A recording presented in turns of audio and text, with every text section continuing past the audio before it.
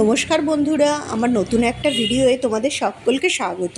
দেখো, মেয়ে অনেক দিন ধরেই বলছে যে একটু ইডলি খাবে, তাই ভাবলাম আজকে একটু ইডলি বানাই। তো দেখো, ইডলিটা আমি কিন্তু চাল ডাল দিয়ে বানাইনি, আমি বানিয়েছিলাম সুজি দিয়ে, সুজি আর টক দই। প্রথমেই আমি যতটা সুজি নিয়েছিলাম, মোটামুটি 1 কাপ মতো সুজি নিয়েছিলাম, আর 1 কাপের কমই আমার কাছে টক দই ছিল। তো সমান সুজি সমান টক দই আমি দিইনি, তার থেকে একটু কমই দিয়েছিলাম। তো দেখলাম যে খারাপ তো হয়নি, তো মোটামুটি সমান সমান দিলে ভালোই হয়, তো ওর থেকে কম দিলেও কোনো অসুবিধা নেই। প্রথমে আমি সুজিটার সঙ্গে টক দইটাকে ভালো করে মিশিয়ে নিয়েছিলাম। ভালো করে মিশিয়ে দেখো, পুরোটা একদম সুজির সঙ্গে টক দইটা ভালো করে নেড়ে চেড়ে মিশিয়ে নিতে হবে। এরপর দেখো, মেশাবার পর ঠিক এরকম হয়েছে। আর এর মধ্যে এবার দিতে হবে জল, যতটা পরিমাণ লাগবে। মোটামুটি অনেকটা জল আমি দেব না। সুজি আর টক দইটা ভালো করে নাড়াচাড়া করার পর এই যে পরিমাণ মতো জল দিলাম, যাতে সুজিটা একটু ভেজে।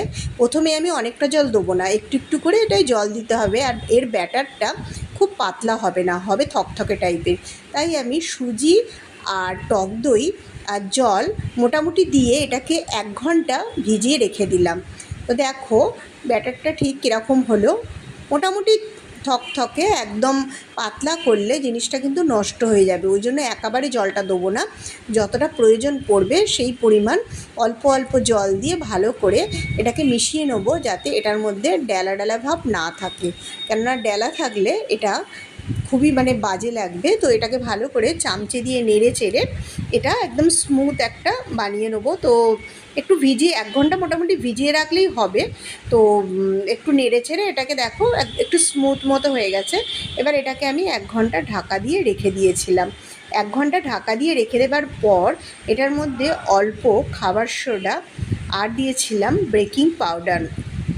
খাবার সোডাটা দিলে নরম হবে, আর বেকিং পাউডারটা দিলে এটা ফুলবে ভালো। তো দেখো, খাবার সোডার বেকিং পাউডার দিয়েছিলাম। এর পরিবর্তে তোমরা ইনোও দিতে পারো, যদি বেকিং পাউডার নাও থাকে ইনো দিলেও হয়ে যাবে। তবে এটা কিন্তু যখন আমরা টক দই আর সুজিটা ভেজাচ্ছি তখন না, ঠিক করার আগের মুহূর্তে। আর সামান্য নুন দিয়েছিলাম। আর দেখো, ইডলি স্ট্যান্ডের মধ্যে আমি একটু করে সাদা তেল লাগিয়ে নিলাম, যাতে এর মধ্যে ইডলিগুলো লেগে না যায়, তাহলে সহজেই উঠে আসে। সেই জন্য আমার কাছে 8টা স্ট্যান্ড ছিল, 8টা ইডলি আমি একসাথে বানাতে পারবো।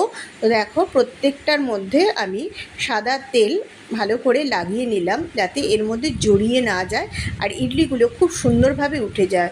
তো দেখো, প্রত্যেকটাতেই আমার প্রায় লাগানো হয়ে গেছে। আর যে মিশ্রণটা আমি তৈরি করে রেখেছিলাম ওটার মধ্যে একটু একটু করে দিয়ে দিলাম। প্রথমে আমি 4টে স্ট্যান্ড ছিল সেটাই আগে দিলাম, ও তারপর আর 4টে স্ট্যান্ডেও দিয়ে দিলাম। দেখো, এক এক করে প্রত্যেকটা স্ট্যান্ডেই আমি দিয়ে দেবো। তবে একদম ভর্তি করে না, একটু সামান্য জায়গা রাখবো। কেননা এটা একটুখানি ভেপার যখন হবে, যা পরিমাণ দেবো তার থেকে একটু বেড়ে যায়, মোটামুটি ফুলে যায়। সেই জন্য এটা ওপরের দিকে খুব বেশি উঠে গেলে জিনিসটা নষ্ট হয়ে যাবে।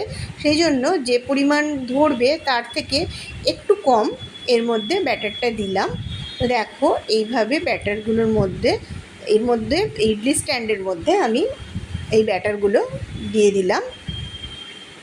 তো দেখো, মোটামুটি চামচে করে প্রত্যেকটাই আমার দেয়া হয়ে গেছে। আর আমি একসাথে 8টা ইডলি করতে পারবো, আমার স্ট্যান্ডে 8টা ধরবে। আর আমি যে ইডলির যে প্রেশার কুকার আছে, প্রেশার কুকার না হলেও চলবে, তবে আমার আছে। তো প্রথমে ওর মধ্যে একটু জল দিয়ে, জলটা ভালো করে ফুটিয়ে নিয়ে এই স্ট্যান্ডে আমি ইডলিটা বসিয়ে দিলাম।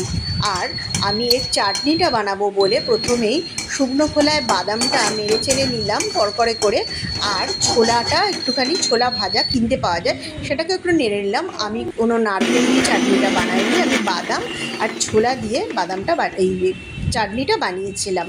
তো প্রথমে দেখো, এর মধ্যে দিয়েছিলাম তোমার বাদাম, তার খোসাগুলো ছাড়িয়ে নিয়েছিলাম। তারপর ছোলা ভাজাটা দিলাম, তারপর লঙ্কা, একটু আদা আর জিরে দিয়েছিলাম।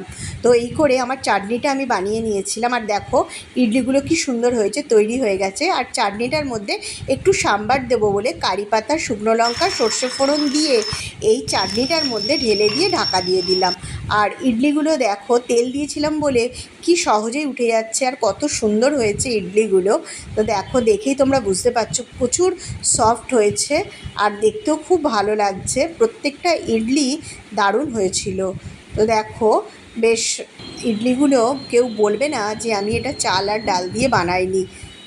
তো বন্ধুরা, আমার ভিডিওটা যদি তোমাদের ভালো লেগে থাকে, লাইক, শেয়ার, কমেন্টস করো আর আমার চ্যানেলটাকে ফলো করে দিও প্লিজ প্লিজ প্লিজ।